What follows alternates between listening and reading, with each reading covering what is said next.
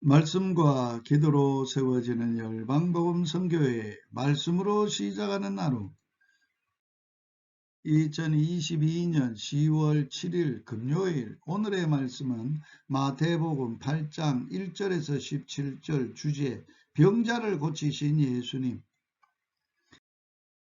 예수님은 말씀을 가르치셨습니다. 이제 8장부터는 여러 가지로 선한 일을 행하십니다. 주님은 말씀만 가르치시는 게 아니라 행하시면서 가르치시는 분이십니다. 예수님은 병들어 고생하는 불쌍한 인생들을 사랑으로 돌보시는 참 목자이십니다. 예수님은 이들의 죄의 짐과 연약한 짐과 병의 짐을 대신 십자가를 지고 가시고자 오신 분이십니다.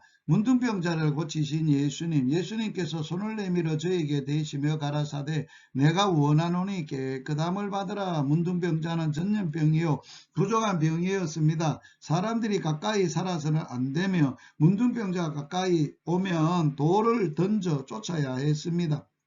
그런데 이 문둥병자는 예수님께 나왔습니다. 예수님께서 원하시면 낫게 해주실 분으로 믿었습니다. 예수님은 서기관의 바리새인들처럼 돌을 던져 쫓아버리지 아니하시고 손을 내밀어 저에게 대시며 낫게 해주셨습니다. 전염될까 두려워 떨지 않으셨습니다. 이 사람처럼 믿음과 겸손한 마음으로 주님께 나오는 자들에게 주님은 오늘도 손을 내밀어 썩고 병든 영혼과 몸을 고쳐주십니다.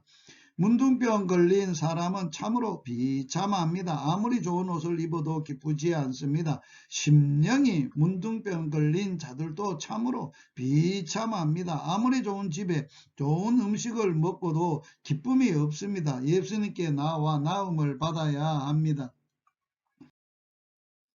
백부장의 하인을 고쳐주신 예수님.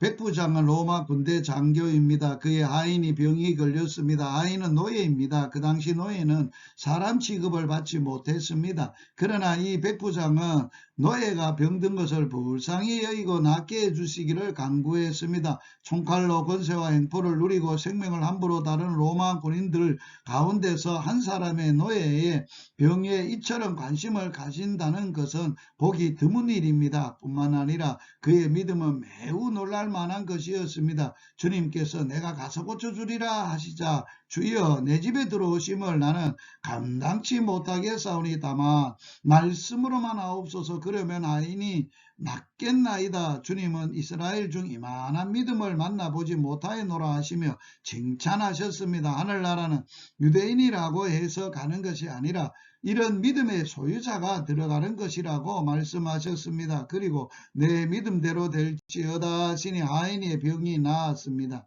예수님의 기뻐하시는 믿음은 이런 믿음입니다. 이런 사랑스러운 마음과 확실한 믿음의 소유자는 언제나 주님의 기적을 체험하며 살게 됩니다.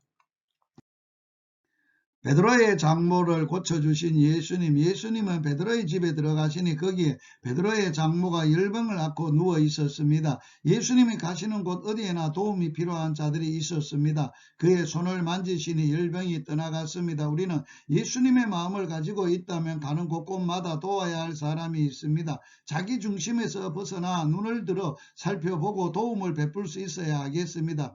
나음을 받은 베드로의 장모는 곧 예수님의 수종을 들었습니다. 주님의 주심을 받은 자들은 주님의 영광을 위해 일생을 사는 것이 마땅합니다. 주님의 은혜를 베푸신 것은 우리를 주님의 영광을 위한 일하는 일꾼으로 쓰시고자 하심입니다.